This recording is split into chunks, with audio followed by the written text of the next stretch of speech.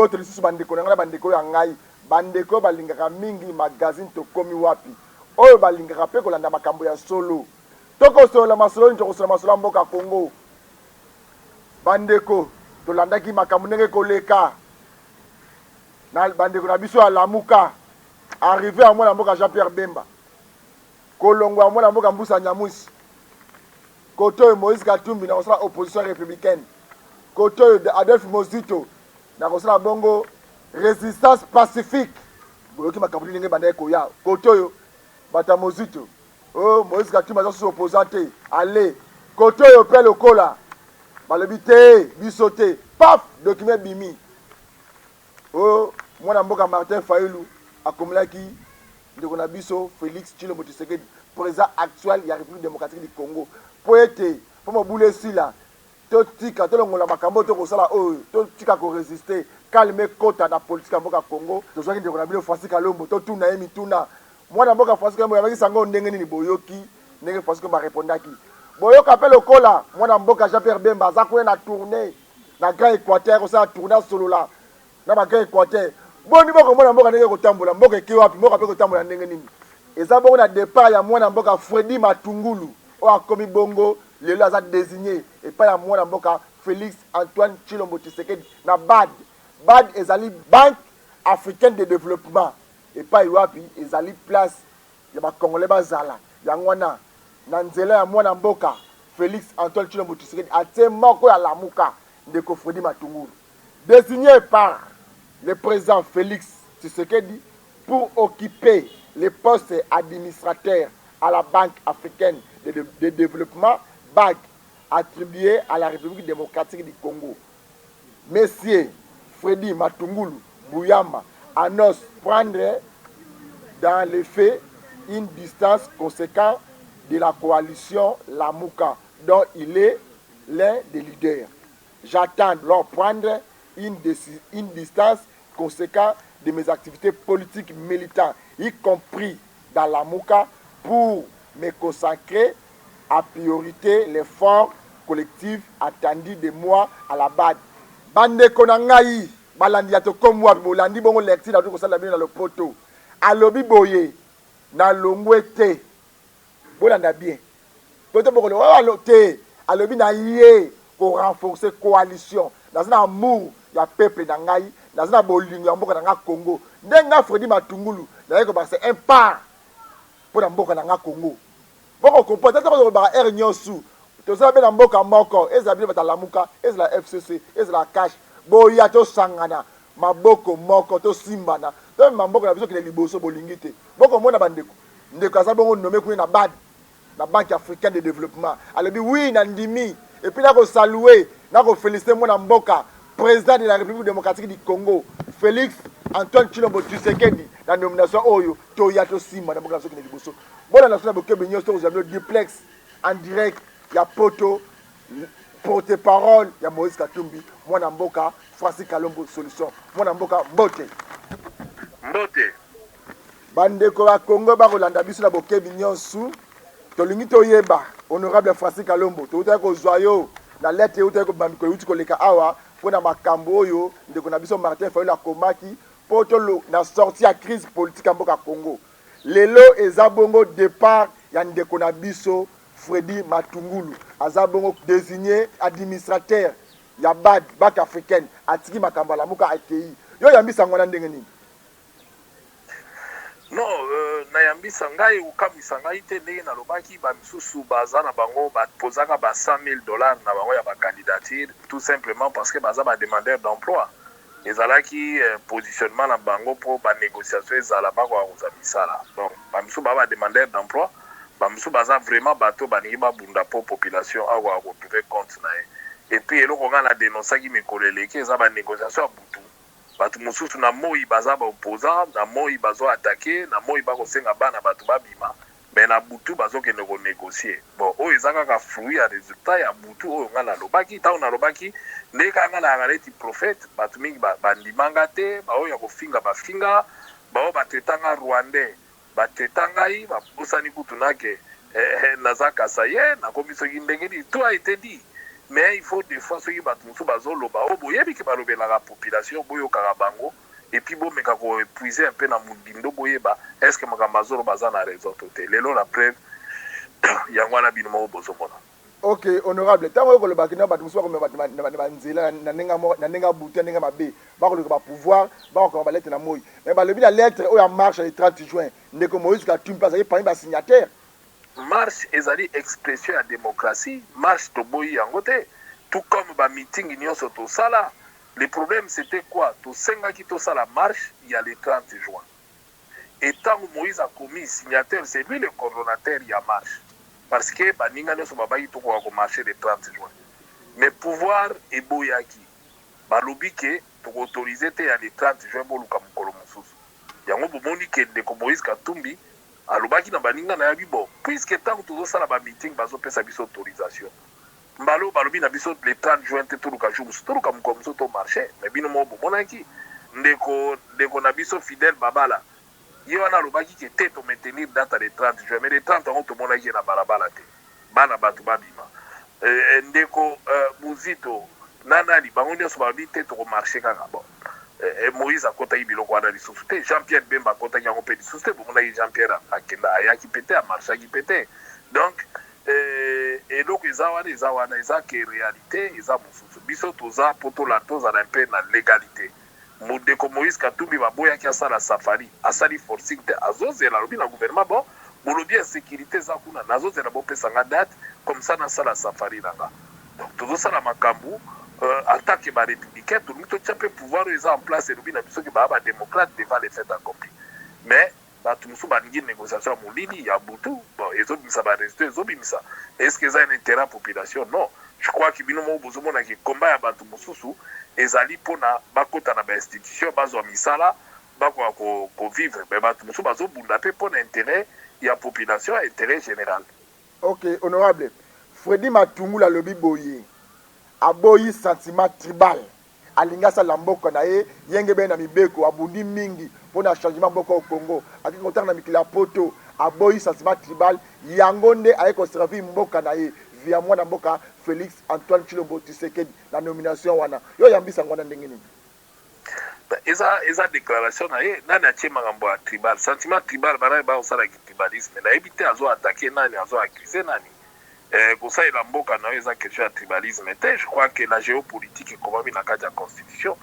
Moi, je ne suis pas là-dedans. Nandimite que Matungulu, nandege ba police to yeba na Congo, otigala au mona ya sala action mo intérêt à population to yebi ka la ministre de finance à Longwa. Kabila Longo la gaé.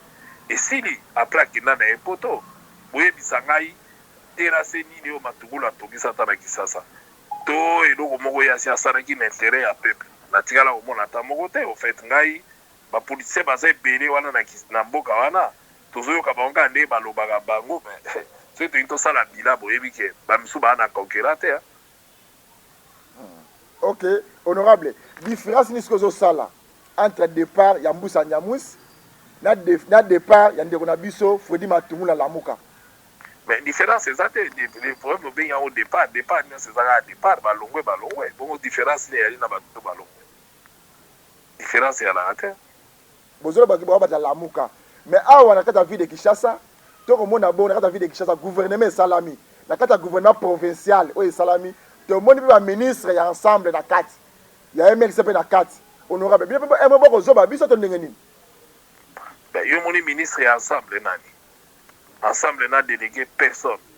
Les années Tidelo Bomoni Matungulu accueilli. Est-ce que Lamuka Moutetindi Lamuka Tindi était? Hein? Batu Bango Moko Baosala ba négociation na Babutu Butu. C'est pas du Bango comme problème il y a mouvement. Non. Jour ensemble, on digati dans ma ministre à Osala. Et puis c'est le pouvoir qui est en train de débaucher. Parce que bah on a besoin à Batouana. Bazo débaucher. Pour pas affaiblir le mouvement. Mais ce qui est vrai, c'est que c'est la population qui est majoritaire au basé belé et que ba olanda bango te ce sont les individus qui partent ba ko kene na bango. Ok, honorable, ce que l'ertini ne ko sala bon na tourner à mwana mboka Jean-Pierre Bemba est-ce que azo associé bino boko benga na katonde ni to ko sala ndenge na yemoko mais eza ndenge na yemoko te de Jean-Pierre Bemba ebisa yi coordonnateur Moïse Katumbi asalaki programme asalaki bango nyonso et que accueilli mais et il faut pas bobosana que Jean-Pierre Bemba est à la tête d'un parti politique. Batu bazo zo ndenge nini mais c'est tout à fait normal en tant que leader à tourner tout comme Moïse Katumbi en tant que leader, à tourner tout comme Ngaï Français Kalombo en tant que leader, na quitter ma belle nanga, na sensibiliser la population nanga base nangaï. Ça, ce n'est pas exclu, on ne peut pas exclure à un homme politique de le faire. Mais Jean-Pierre Bemba, quand il tourne. Et ça, c'est que les lots Jean-Pierre Bemba sera l'ingassa la tournée, na combo ya MLC, na combo na emoko, il faut que la permission, c'est l'autorisation, et pas un ani pour nani. Non, il y a une différence. Il faut que la Mouka, Ezali, responsable de la coordination, mais chaque responsable est à la tête soit d'un regroupement politique, soit d'un parti politique, qui fait que dans ce cadre-là, il est obligé à monter la base, il y a sa base, d'où l'importance quand même, il y a réunion, il y a l'événement pour pouvoir clarifier comment Batubagoyi marcher. Donc le problème n'est pas là.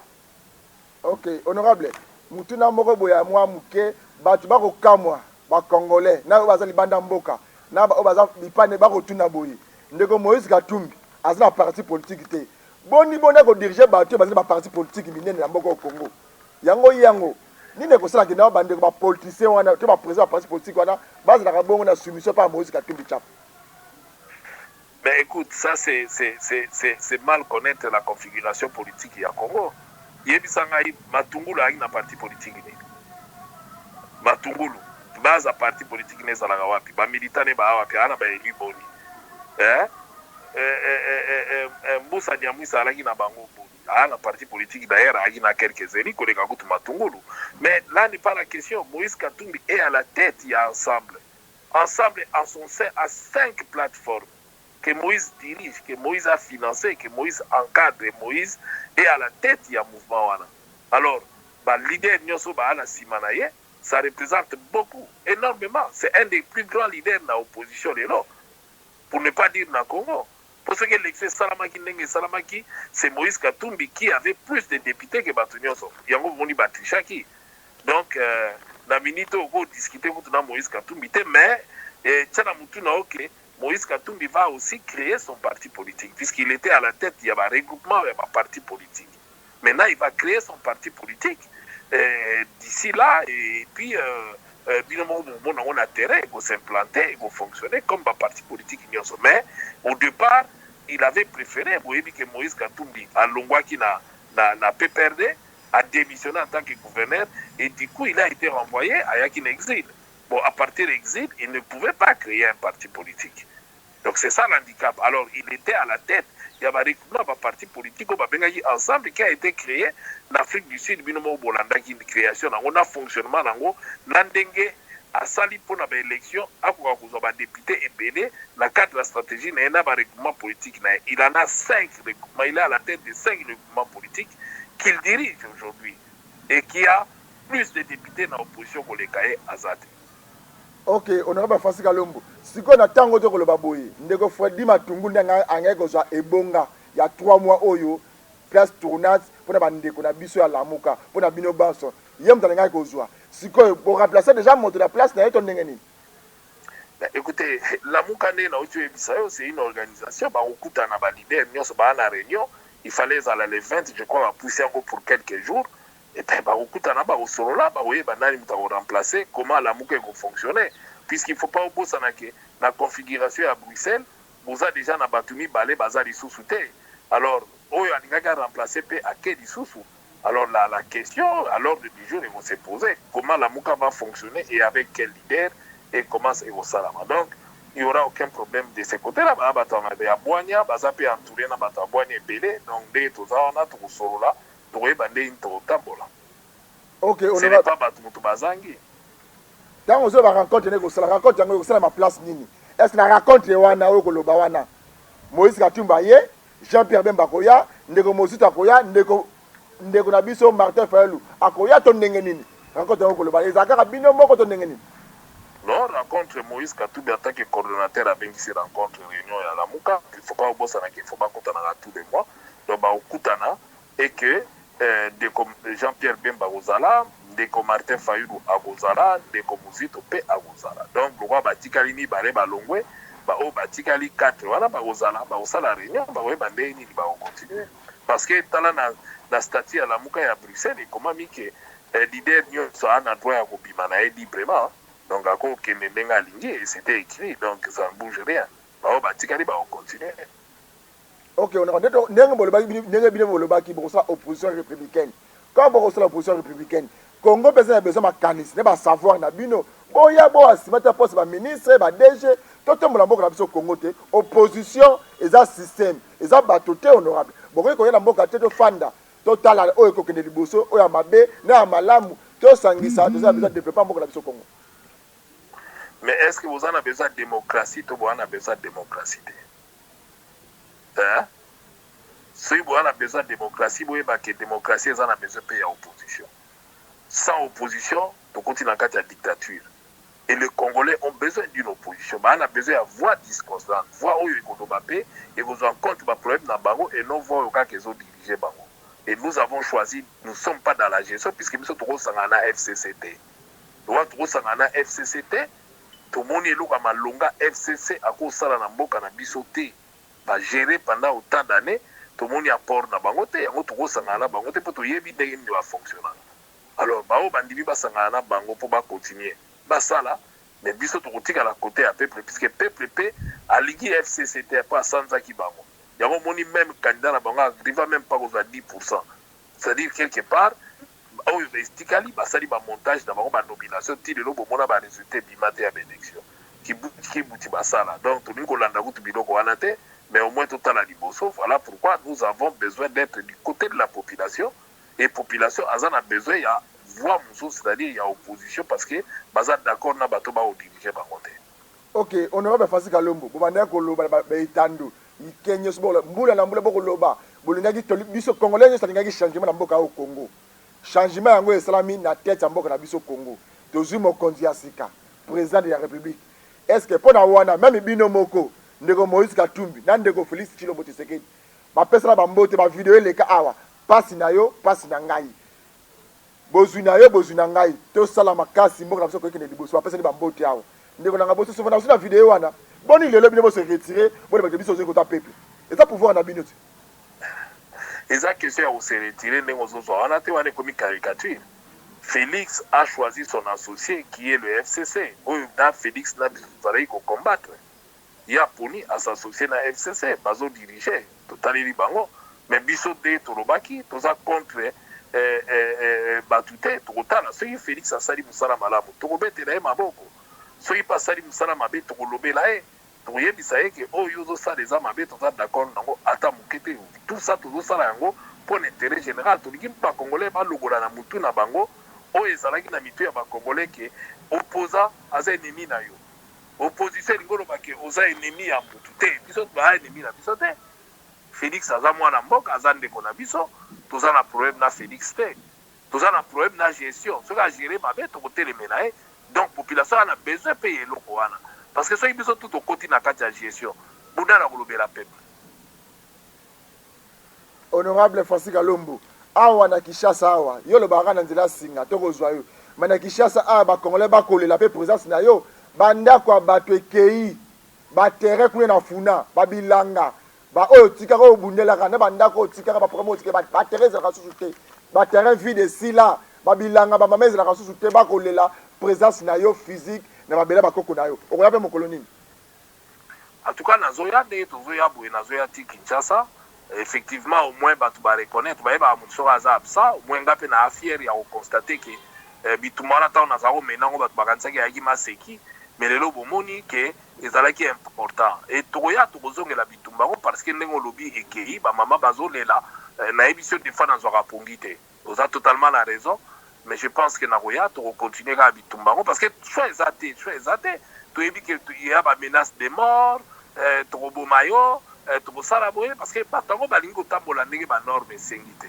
mais tokoya to apporter contribution na biso ndenge topesana faut pas bobosana ke ngai nalaki na PPRD mais nazalaki koatake mingi mpe bato ya PPRD nazalaki koatake mingi mpe bato ya pouvoir parce que nalingaka injustice te nalingaka banyokola population te mpo na ngai ezalaki intérêt général nazalaki kotala et puis naa na bilan nakanisi à part ngai na ndeko na ngai Jekoko toa na concurrent te na mboka wana ya kokotela population toa na baconcurrent te le reste basalaka baintérêt na bango balukaka misala mpo na bango mais biso tozala kozwa na libengo ya biso tokosalisa population parce que toyaki na souci ya peuple pe tozalaka toujours na souci ya peuple. Donc tokosenga bango bakosala politique ya bango moko ya mabuku na bango moko, peuple ayebi bango, mais peuple a la naïveté. Et Dieu merci ba reconnaître quand même musala biso tosalaka et oyo nazalaki kosala et que na koya na continuer kosala ka ndenge na mesana ki bureau na ngai ko changer te eza kaka wana na Kimondo bakoya toyamba bango toyamba ba doléance na bango et puis to continuer musala to yebi kosala. Ok, on a Francis Kalombo mutune asuka poto kabwana bande ko nyoso balandi biso ya nzela singa na nzela ba etando ikesi koyo départ ya mwana mboka Fredi Matungulu bande ko nyoso alamuka ville de Kinshasa ba confirmer yango tonde na lettre boyambaki pesa masolo ya suka bande ko tiba kolanda osikoyo confirmer bango pour la départ ya mwana mboka Fredi Matungulu. Bah écoutez, Fredi Matungulu alaki libre ka ndenga kotaki na ndenga akei bon sauf que Matungulu a tikiti na parti politique na ye donc na makambo politique a tiki parce que azui eloko azalaki koluka poste. C'est malheureux. Il aurait pu atikala na azwa poste et puis a continuer à soutenir bao bandimela ye bato parti na ye, mais là n'est pas la question. Aza mukolo asali choix na ye, coup de chapeau akei azui musala na ye asala musala na ye. Qu'est-ce que elo ne ngina loba na Rolanda mutu mtane eloko na ya lukanga na vie ana eloko na ya alaki nango besoin ye loko la zui oyo alaki koluka yango aseyaki kosala politique. Il faut pas obosana liboso ayaki na parti politique te tanga yaki lokola objectif eyalaki wana azwi eloko azala oluka toloba nini. Bravo, coup de chapeau, il a bien navigué azwi eloko azalaki nango besoin. Honorable Francis Kalombo lelo tolali kaka boye bu lobi honorable Francis Kalombo ministre ya justice banome yao okosala te okosala te te na kosala te mpo na ademander te mpo na asengi yango pe te. Donc nasengi yango te na ademander te nde nayebisi bino naza na opposition et biso tokotravaille na côté ya opposition tokoki losangana na FCCT donc na ademander te na kozala ministre te. Ok, honorable Francis Kalombo totondi yo botondi mingi na bino. Merci bandeko balandi ya tokomi wapi bomoi ndenge makambo ezalaka kaka beboye tobengi mpe bapresse epenge bandeko so Blanchard bamozito bamartin Fayulu bapesa baréaction na bango à propos ya kokende ya mwana mboka Fredi Matungulu Buyamba ezalaki liboso mbusa nyamwisi ya akei lamuka ekopanzana be kopanzana yango toyebisaki bino boye tolingi boye te boya officiellement bino banso bobundaki mpo na changement na mboka au Congo changement yango esalami te bokomende makambo oyo ekende boyaka na butu te boya na moi bolobaki tokosala opposition républicaine ndenge ezala na babrazzaville bagabon bacameroun opposant mais asalaka mpe na gouvernement opposant mais aza professeur opposant mais aza déjà quelque part tozala besoin savoir oyo eza kati na yo non système na yo oyo omemaka wana te bacongolais nyonso bakolanda ngai bipai na bipai ntango ebelemi malgré na Kinshasa insécurité totale général Kasongo place ozali soki bakosaka yo soki mpe oyoka kosalaka semblant un jour bacongolais bakotelema bakosenga démission na yo parce que na Kinshasa insécurité grave na commune ya Matete na quartier Batende mwana 10 ans bakati ye na mutwawa 40 épingle na Kiseso kutu koloba te bongo na Selembao bongo na Maluku bongo na Limete Kingabwa policier un officier bakati ye loboko général Kasongo wana eza makambo eza na charge na yo tokofanda susu te tolebaka kaka na moche te mo général ntango ekoki tozala besoin changement esalami bacongolais banso bakolanda biso sikoyo bazala besoin ba changement baye na mutu tina sei comme na mutu esalami mokonzi ya mboka banda kokita parce que kamadere mpe koma trop omoni bapolisi baza na ville de Kinshasa bokotinda baoti na Bukavu oyo Bukavu bayine na Kinshasa parce que oyo baza na Kinshasa mabale ekomi tro na bandeko tokoyeba susu te oyo kuluna oyo policier oyo FARDC différence eza susu te insécurité totale na commune ya Makala bana kuluna bazo kobunda deux quartiers différents na côté mususu basangani ba FARDC bakaki kotake quartier mususu masasa ebetami bale zwi moninga bokomona donc elongo na bakikuluna ekoma ndeye milice oyo ezotransforme ntango général Kasongo ozo rêve ya kotika bakinwa kaka boye tia makambo ekoleka na commune Matete na bela chaque jour insécurité totale on dirait l'état azalaka te mais tozala bongo na kati ya commune ya Matete na Kinshasa tokopesa mbote mingi na bamontaine na biso ya déboulonnage lokola Grâce Mayemba na ndeko na biso azalaka accompagné na Voldine Dotoni mosungi na ye yetanga ko monter koto yo vondi pe kuna sali mwa randi bobo sonate pour agence JFM service et comme bongo na 13e mairie référence espace Béni numéro 3087 car na coin wana 13e mairie industriel au lieu na zo place ba conteneur ya JFM service ezalaka place au solo laka te bisa rabino bomba na matadi et comme na Kinshasa échanger adresse eza susu na bongoloté et commis la 13e mairie 3087 espace Béni référence autour kaka pas wapi bomba na matadi et comme na Kinshasa pas de relation chancy JFM service et commis bewana adresse échanger et commis 13e mairie mikolo kaka to 13e mairie pona nini au moins bande bandero be la biso mingi bande kama luku ya masina ya matete yango toti wana biso nyonso o ruta bandal azuka transport moko o pa ruta kimbatseke to maluku ka transport moko to kutara na 13e mairie wana place historique à mikolo yo pa JFM service 3087 espace Béni référence oyo wana olebi na zoluka kaka